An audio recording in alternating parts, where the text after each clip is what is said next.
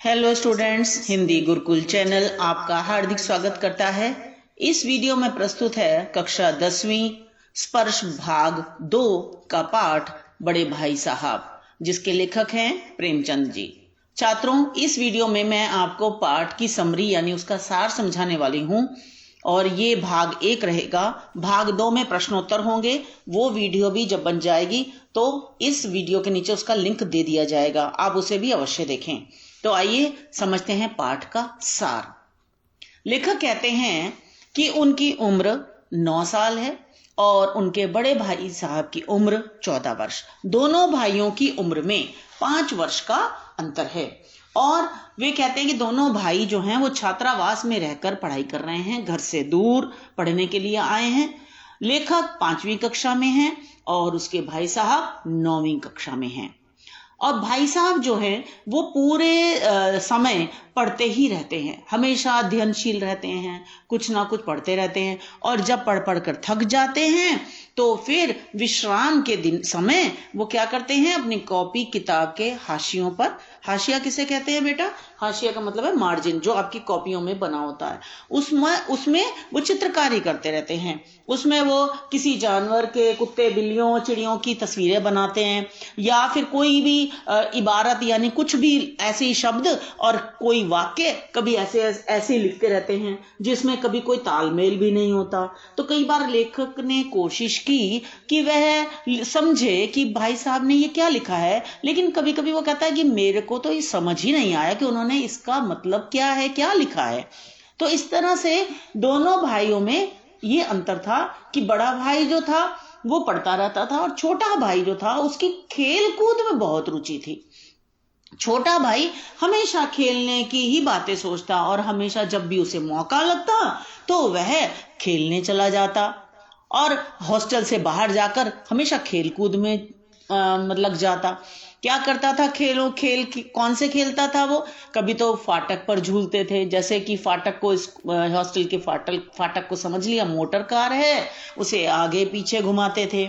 और कभी क्या करें कि कंकरियां उछाल रहे हैं, कंकरियां माने छोटे पत्थर, छोटी बजरी, उसको उछाल रहे हैं, उससे खेल रहे हैं। कभी कागज की तितलियां बना कर उड़ाता था, कभी गिल्ली डंडा खेलता था। तो ऐसे ही ये सब खेल लेखक खेलता रहता था और भाई साहब हमेशा पढ़ने में लीन रहते थे। बड़े भाई साहब जब देखते कि छोटा भाई हमेशा खेलने चला जाता है तो वो उसे प्यार से समझाते भी थे, कभी कभी डांटते भी थे और वो ये समझते थे कि भाई मैं बड़ा हूं, छोटा भाई जो है इसको ये ना समझ है, इसको डांटने का, इसे समझाने का, इस पर निगरानी रखने का उन्हें पूरा अधिकार है। और इसलिए फिर वो कभी कभी लेक्चर भी देते थे, यानी उपदेश भी उसे देते थे, उसे समझाते भी थे कि ऐसे खेलना नहीं चाहिए, बार बार पढ़ना चाहिए, तुम पढ़ते नहीं हो, नहीं पढ़ोगे तो कैसे चलेगा। तो इस तरह से उसे कई तरीके से वे हमेशा समझाते थे और उसे उपदेश भी देते थे। और इस तरह बड़े भाई साहब जब उसे डांटते थे, समझाते थे, तो फिर लेखक जो हमेशा खेलने चला जाता था, फिर उसने सोचा कि भाई साहब ठीक ही तो कहते हैं। इसलिए उसने क्या किया, उसने एक टाइम टेबल बनाया और उसने सोचा कि मैं ये टाइम टेबल बनाकर मैं इस पर अमल करूंगा ईमानदारी के साथ। लेकिन वह उस पर अमल नहीं कर पाया। वह उस पर अमल क्यों नहीं कर पाया? क्योंकि उसने उस टाइम टेबल में खेल कूद को समय ही नहीं दिया। खेल कूद को तो उसने बिल्कुल उसमें से उड़ा ही दिया, जबकि खेल कूद में उसकी विशेष रुचि थी। उसे जब टाइम टेबल बनाया तो उसको ये करना चाहिए था कि उसे खेलकूद का भी समय अलॉट करना चाहिए था, खेलकूद की भी मद डालनी चाहिए थी, लेकिन उसने ऐसा नहीं किया, इसलिए उस पर अमल नहीं कर पाया। लेकिन फिर भी बस थोड़ा बहुत भाई साहब के डर से वह पढ़ लेता था।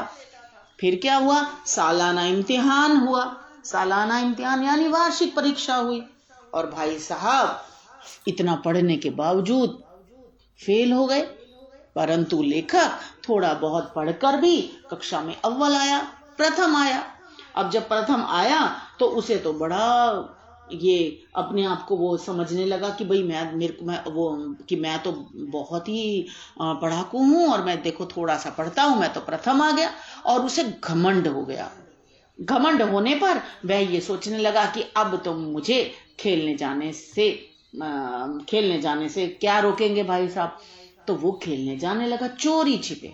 बड़े भाई का मान तो करता था ना, तो उनको दिखाकर तो नहीं जाता था, लेकिन चोरी छिपे वह जाने लगा। अब बड़े भाई साहब हैं, उम्र में बड़े हैं, उन्हें जिंदगी का अधिक अनुभव है। तो उन्होंने क्या करा, उन्होंने पहचान लिया, उन्होंने इस बात को भांप लिया कि ये दर्जे में अव्वल आ गया है, प्रथम आया है, और इसलिए अब ये सोच रहा है कि इसको तो ये तो पास हो ही जाएगा, ये पढ़े ना पढ़े। तो उन्होंने इस बात को समझ लिया कि ये घमंडी हो गया है। तो उन्होंने उसे समझाने के लिए फिर कई उदाहरण दिए। उन्होंने उसे समझाया कि देखो, रावण चक्रवर्ती उसे मानते थे सब राजा, और उसे कर भी देते थे। जो आस पड़ोस के राजा थे, मतलब जहां रावण की लंका थी उसके आसपास के जो राजा थे, वो उसे कर भी देते थे, उसे ही चक्रवर्ती मानते थे, है ना। और इसलिए उसका बड़ा मान भी करते थे। परंतु रावण को घमंड हो गया था, है ना। और जब घमंड हुआ तो उसका कैसा हाल हुआ, उसका तो बहुत बुरा हाल हुआ। फिर उन्होंने उसे उदाहरण दिया, शैतान का उदाहरण भी दिया, उसे शाहे रूम का भी उदाहरण दिया कि इन सब का तो तुमने पढ़ा ही है ना, कि जब इन सबको घमंड हुआ तो कैसे इनकी हस्ती मिट्टी में मिल गई। तो इसलिए उन्होंने कहा कि देखो, घमंड मत करो, इंसान चाहे जो करे पर घमंड बिल्कुल ना करे, क्योंकि घमंडी का सर नीचा होता है और उसकी कोई हस्ती नहीं है। तो इस तरह से उन्होंने उसे उदाहरण देकर समझाया।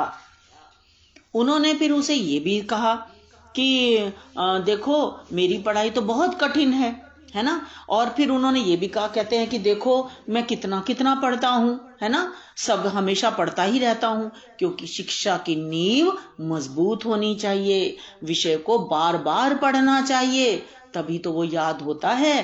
फिर उन्होंने बताया, कहते हैं कि देखो, गणित के कितने कठिन सवाल होते हैं, है ना। इंग्लिस्तान के इतिहास के बारे में उसे बताया कि देखो, कितने कितने विलियम्स हुए हैं, कितने जेम्स हुए हैं, और कितने ही चार्ल्स हुए हैं पता कि कोई चार्ल्स 1, कोई चार्ल्स 2, है ना, ऐसे ही विलियम 1, विलियम 2, कहते हैं कितने कितने हुए हैं। और किसी का भी अगर याद नहीं रखा, समझ में नहीं आया, तो सारे नंबर गायब, है ना। और वो कहते हैं दिमाग भी चक्कर खाने लगता है। इस तरह से उन्होंने कहा, कहते हैं जब तुम मेरी क्लास में पहुंचोगे तब तुम्हें पता चलेगा, तो तुम्हें तो 0 भी नहीं मिलेगा, 0 भी नहीं मिलेगा तुम्हें। इस तरह से वो कहने लगा। और कहते हैं ज्योमेट्री के नियम तो देखो कैसे हैं। कहते हैं देखो, अगर अ ब ज की जगह अ ज ब लिख दिया तो सारे नंबर गायब, भाई कुछ भी नहीं मिलता। उन्होंने ये कहा, कहते हैं अब देखो, अब इसी तरह से फिर उन्होंने ये बात भी कही, कहते हैं कि देखो, निबंध लेखन आता है, समय की पाबंदी पर निबंध लिखो, है ना। और उधर से कहते हैं संक्षेप में लिखो, और उधर से 4-4 पन्नों से कम तो लिखना नहीं होता है। और उधर से देखो, कहते हैं समय की पाबंदी पर लिखो, उधर से समय बर्बाद करवाते हैं। तो उन्होंने ये बात उसको समझाई कि देखो, शिक्षा का तो क्या हाल है, और परीक्षक देखो कैसे कैसे सवाल पूछते हैं, अगर तुम नहीं पढ़ोगे तो कैसे काम चलेगा। और परीक्षकों को देखो, परीक्षक तो नंबर भी काट देते हैं, ऐसे ऐसे परीक्षक हैं। इस तरह से उन्होंने छोटे भाई को कई प्रकार से शिक्षा के बारे में भी समझाने की कोशिश की। फिर उन्होंने ये कहा, कहते हैं तुम मेरे दर्जे में आओगे ना, तब तुम्हें पता चलेगा कि कितनी मुश्किल होती है पढ़ाई, तब तुम्हें आटे दाल का भाव मालूम होगा। वो कहते हैं अभी तो तुम कक्षा में अव्वल आ गए हो, तो तुम्हारे पांव जमीन पर नहीं पड़ रहे हैं, है ना। तुम अपने आप को 30 मार्खा समझने लगे हो कि तुम्हें सब कुछ आता है। कहते हैं ऐसा नहीं है, मेरी बात समझ लो, तुम्हें पढ़ना चाहिए, बार बार विषय को पढ़ो ताकि दिमाग में अच्छी तरह से बैठ जाए। लेखक कहते हैं कि फिर भाई साहब उपदेश ही देते चले जा रहे थे, लेकिन स्कूल का समय नजदीक आ रहा था, इसलिए भाई साहब को अपने उपदेश समाप्त करने पड़े। और फिर मैं स्कूल की ओर चल पड़ा। और कहते हैं आज तो मुझे भोजन भी अच्छा नहीं लग रहा था, मन में यही सोच रहा था कि अभी तो प्रथम आया हूं, तो ये हाल हो रहा है, इतना मेरी उपेक्षा की जा रही है, अगर फेल हो जाऊंगा तब तो प्राण ही ले लिए जाएंगे। इतना सोच रहा था और कहता फिर भी मैं खेल कूद करने लगा। और लेखक कहता है फिर भी मैं खेल कूद की तरफ मेरा आकर्षण बढ़ता था, मैं उसका तिरस्कार नहीं कर पाता था। लेकिन अब वो कहता है कि फिर अब मेरा चोरों के समान जीवन कटने लगा, यानी लेखक चोरी छिपे फिर जाने लगा। लेखक कहता है फिर सालाना इम्तिहान हुआ। अब भाई साहब ने तो जी तोड़ परिश्रम किया था, बहुत मेहनत की थी, परंतु वे फिर फेल हो गए और मैं फिर दर्जे में अव्वल आ गया। लेखक कहता है कि मुझे तो बड़ा हैरानी हुई कि भाई साहब ने इतना अधिक परिश्रम किया था, लेकिन फिर भी बेचारे फेल हो गए। उनकी तो चेहरा भी उनका पीला पड़ गया था, इतने कमजोर हो गए थे। हाँ, और वो कहता है कि जब नतीजा सुनाया गया तो वो रो पड़े और उनको देखकर मैं भी रोने लगा।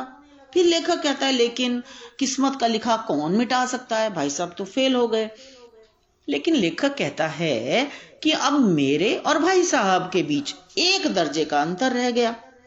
तो लेखक के मन में बड़ी कुटिल भावना पैदा हो गई, बड़े बुरे विचार। हमारे मन में कभी कभी ऐसा होता है ना बेटा, कभी कभी बुरे विचार आ जाते हैं। ऐसे ही कुटिल भावना इसके मन में भी उत्पन्न हुई कि काश अब एक बार ऐसा और हो जाए, है ना, कि भाई साहब फेल हो जाएंगे और मैं अव्वल आऊंगा, तो फिर मैं भाई साहब की कक्षा में आ जाऊंगा। अभी ये बात सोचने लगा और ये सोचने लगा कि तब तो मैं भाई साहब के बराबर हो जाऊंगा। फिर तो भाई साहब ना मुझे डांट सकेंगे, ना मुझे नसीहत दे सकेंगे, ना ही मुझे उपदेश दे सकेंगे।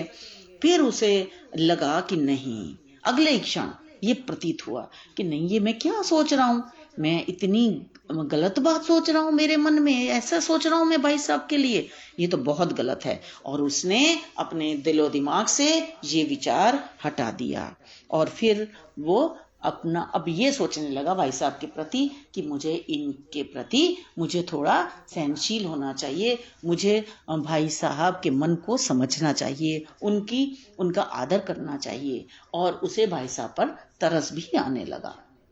अब भाई साहब थोड़े से सहिष्णु हो गए, थोड़े से नरम पड़ गए।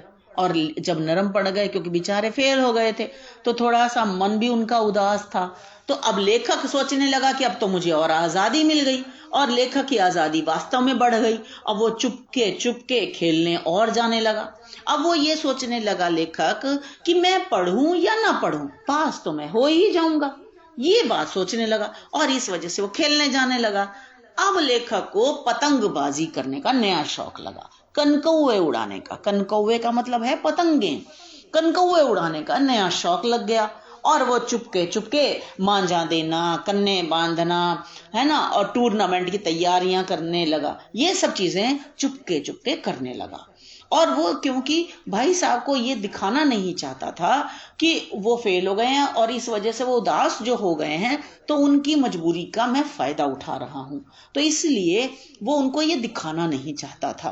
परंतु वास्तव में तो वो अपने आप को यही समझ रहा था कि मैं पढ़ूं ना पढ़ूं, पास तो हो ही जाऊंगा। फिर क्या हुआ कि एक दिन शाम का वक्त था, हॉस्टल से दूर, और तब ये कनकौआ लूटने के लिए, यानी पतंग लूटने के लिए लेखक जा रहा था। अचानक सामने से क्या देखता है, सामने से बड़े भाई साहब आ रहे हैं और बड़े भाई साहब और लेखक की आपस में टक्कर हो गई, मुठभेड़ हो गई। तो भाई साहब ने देखा तो भाई साहब ने तब उसको डांटा, उसको बोला कि तुम ये कैसे एक सड़क छाप लड़कों के साथ तुम घूम रहे हो, हैं? तुम्हें अपनी पोजीशन का ख्याल बिल्कुल नहीं है, हैं? और तुम ये नहीं देखते कि तुम्हारे अम्मा और दादा का मतलब है माता पिता, कि हमारे अम्मा और दादा ने हमें कैसे पढ़ने के लिए भेजा है, उनकी खून पसीने की कमाई को तुम इस तरह से गंवाओगे कि पढ़ोगे लिखोगे नहीं, और एक धेले के कनकौवे यानी पतंग लूटने के लिए तुम ऐसे दौड़े चले जा रहे हो, तुम्हें अपनी पोजीशन का बिल्कुल ख्याल नहीं है। फिर बड़े भाई साहब छोटे भाई को समझाते हैं कि 8वीं कक्षा पास करके तो बहुत ही अच्छा हो जाता है। छात्रों, उस समय 8वीं पास भी बहुत कम लोग कर पाते थे, क्योंकि पढ़ाई की उतनी वैल्यू नहीं थी। है ना, इतने लोग पढ़े लिखे नहीं थे। तो बड़े भाई साहब उस समय की बात कर रहे हैं, तभी की ये कहानी है। तो वो कहते हैं कि 8वीं पास करना तो बहुत बड़ी बात है। वो कहते हैं वो 8वीं कक्षा पास करके कई लोग मजिस्ट्रेट बन जाते हैं, है ना, और इतने इतने ऊंचे पद पर जा बैठते हैं। वो कहते हैं बड़े भाई साहब कहते हैं कि मुझे तो इस बात का दुख होता है कि तुम कैसे पढ़ पाओगे। तुम तो एक धेले के कनकौए को लूटने के लिए इस तरह से सड़क छाप लड़कों के साथ दौड़े चले जा रहे हो। तुम इतने कम अक्ल हो, मुझे तो तुम्हें देखकर बहुत दुख होता है। फिर वो कहते हैं तुम तो बहुत अच्छे हो पढ़ाई में, कितने बुद्धिमान हो, है ना, लेकिन ऐसे घमंड मत करो। घमंड करके तो देखो कोई भी कहीं का नहीं रहा, है ना। और वो कहते हैं इसलिए तुम इस बात को समझो और पढ़ाई लिखाई पर ध्यान दो। फिर उन्होंने ये बात भी भांप ली थी कि इसके ये सोच रहा है कि मैं फेल हो रहा हूँ और ये दनादन पास होता जा रहा है, तो शायद इसको घमंड भी हो रहा है। तो उन्होंने कहा, कहते हैं कि मैं ये बात समझता हूँ, है ना, कि अगर अगले साल तुम अव्वल आ जाओ और मेरे बराबर आ जाओ तो ये बात मत सोचो कि मैं तुम्हें डांट नहीं पाऊंगा, मुझे हक नहीं रहेगा। कहते हैं ये तुम्हारी गलती है। मैं तो तुमसे 5 साल बड़ा हूं और हमेशा ही तुमसे बड़ा रहूंगा, और बड़ा होने के नाते तुम्हें डांटना, तुम्हें राह पर लाना, तुम्हें समझाना, तुम्हारी निगरानी रखना, इसका मुझे अधिकार है, इसका मुझे जन्म सिद्ध अधिकार है। इसे तुम तो क्या खुदा भी नहीं मिटा सकता। यानी मैं तुमसे बड़ा हूं और मैं तुम्हें हमेशा समझाता रहूंगा, और तुम्हें गलती का भी एहसास दिलाना मेरा कर्तव्य है। मैं तुम्हारा हितैषी हूं। हितैषी माने तुम्हारा भला चाहने वाला हूं। फिर वो उसे ये भी समझाते हैं कि देखो अम्मा और दादा ने कितने खून पसीने की कमाई इकट्ठी करके और हमें यहाँ भेजा है पढ़ने के लिए। उनकी कमाई को ऐसे बर्बाद मत करो। फिर उन्होंने कहा कि देखो अम्मा और दादा चाहे पढ़े लिखे नहीं हैं, है ना, और लेकिन फिर भी उन्हें जिंदगी का अनुभव हमसे कहीं ज्यादा है, और जहां कई बातें हम समझ नहीं पाते हैं और वो एकदम से समझ लेते हैं। फिर उन्होंने कहा कि अगर खुदा न करे कभी मैं बीमार पड़ जाऊं तो तुम तो परेशान हो जाओगे, है ना, तुम्हें कुछ सूझेगा नहीं।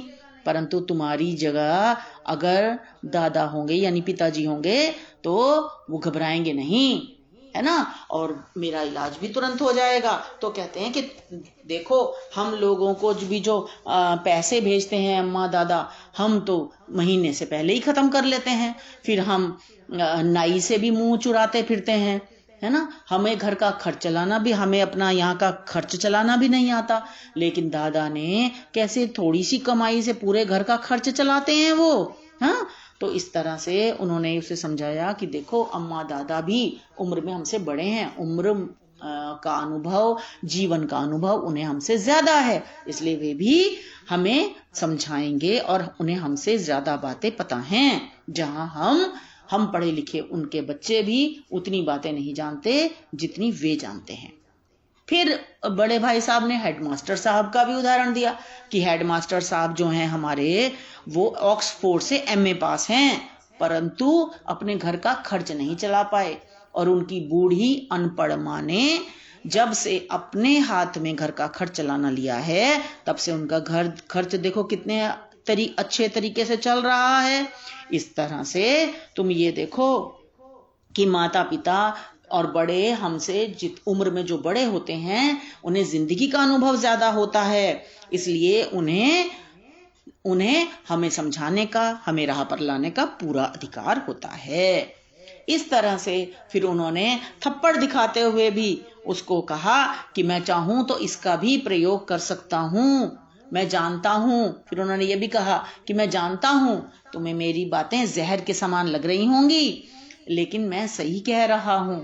छोटे भाई को फिर एहसास हुआ और वो नतमस्तक हो गया, यानी उसने सिर झुका लिया आदर में, और उसे अपनी लघुता यानी अपने छोटेपन का एहसास हुआ, और बड़े भाई साहब के लिए उसके मन में श्रद्धा उमड़ आई और उसकी आंखों में आंसू भर आए। फिर उसने बड़े भाई साहब से कहा कि नहीं भाई साहब, आप सही कह रहे हैं, आपको मुझे समझाने का पूरा अधिकार है। और ये बात जब छोटे भाई ने भी स्वीकार करी तो बड़े भाई ने उसे गले से लगा लिया और फिर उसे ये भी कहा कि मेरा मन भी करता है कि मैं कनकौवे उड़ाऊं, पतंग उड़ाऊं, लेकिन क्या करूं? अगर मैं खुद तुम्हारे जैसे खेलकूद में लग जाऊंगा, खेल तमाशे देखने जाऊंगा, तो फिर तुम मुझे कैसे आदर्श मानोगे? फिर तो तुम भी खेलने चले जाओगे, तुम्हें मैं कैसे रोक पाऊंगा अगर मैं खुद भी ये सब करूंगा? इतने में क्या हुआ? इतने में संयोग से उस समय एक कटा हुआ कनकौवा यानी एक कटी हुई पतंग उधर से आ गई और बड़े भाई साहब तो लंबे ही हैं, उन्होंने तुरंत ही डोर को उछल के पकड़ लिया और दोनों भाई फिर आगे आगे बड़ा भाई, पीछे पीछे छोटा भाई, दोनों हॉस्टल की तरफ दौड़ पड़े। तो छात्रों, ये तो था पाठ का सार। मुझे आशा है आपको समझ में आ गया होगा। इस वीडियो को लाइक करें, दोस्तों के साथ शेयर करें और चैनल अगर सब्सक्राइब नहीं किया तो तुरंत इसे सब्सक्राइब करें, क्योंकि इसी चैनल पर आपको मिलने वाली हैं आपके सिलेबस की सभी वीडियोस। वीडियो के नीचे डिस्क्रिप्शन देखना ना भूलें, आपकी कक्षा के अन्य पाठों के लिंक भी दिए जा रहे हैं। तो मिलते हैं इस पाठ के प्रश्नोत्तर के साथ अगली वीडियो में। धन्यवाद छात्रों।